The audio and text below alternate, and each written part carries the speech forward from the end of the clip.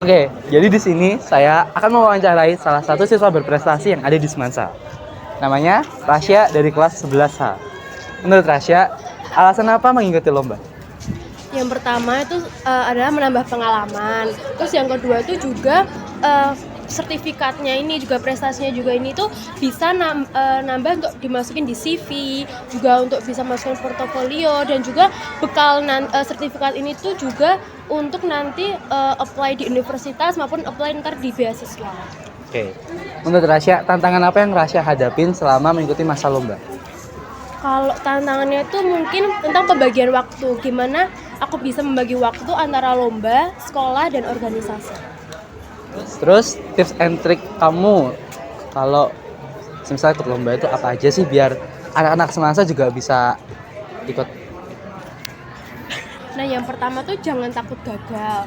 Yang kedua tuh kalau selama yang aku ikutin lomba selama ini akhir-akhir ini kan aku selalu ikut yang tentang karya tulis ilmiah. Nah, tips and trick untuk yang kayak menulis essay gitu tuh kalau mau submit gitu tuh jangan mepet-mepet deadline karena takutnya ntar dikejar-kejar deadline kan ntar kita jadi nggak enak gitu loh, jadi kayak kemerungsung.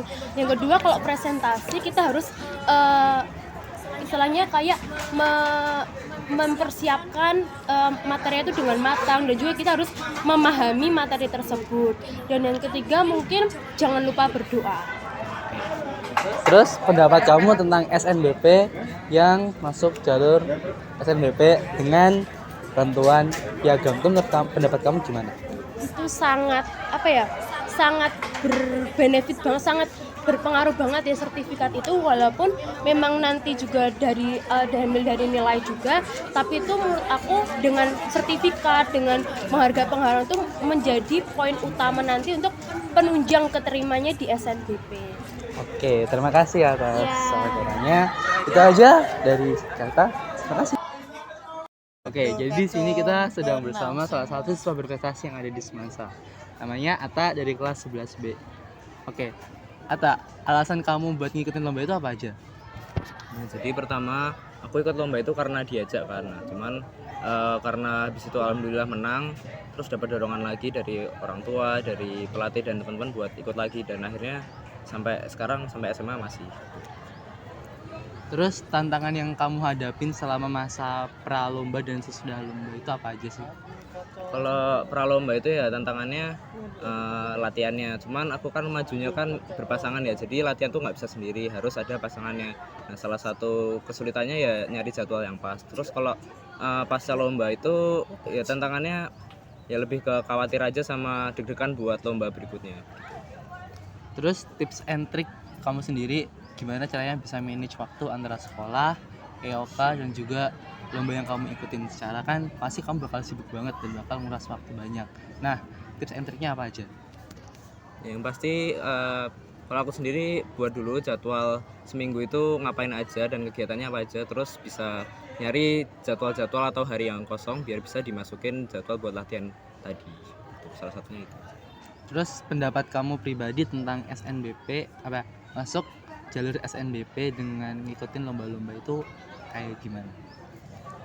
Ya, menurutku jalur SNBP buat atlet terutama itu peluangnya masih sangat besar, karena juga Hapkido sendiri kan peminatnya masih belum terlalu banyak. Jadi jujur aja masih bakalan lebih mudah sekarang kalau ngejar poin daripada misalnya 5 tahun ke depan, karena pasti juga lebih banyak peminatnya kan. Jadi ya cukup baik SNBP buat lomba-lomba kayak gitu. Cuman ya balik lagi ke orangnya sendiri. Mungkin kalau aku kan ikut lomba kan sebenarnya buat sampingan aja, cuman ya nggak tahu kedepannya gimana, ikutin. Oke, makasih buat beberapa pendapatnya. Sekian dari kita. Jadi di sini saya bersama salah satu siswa berprestasi yang ada di Semansa, yaitu Ernesto dari kelas 11A.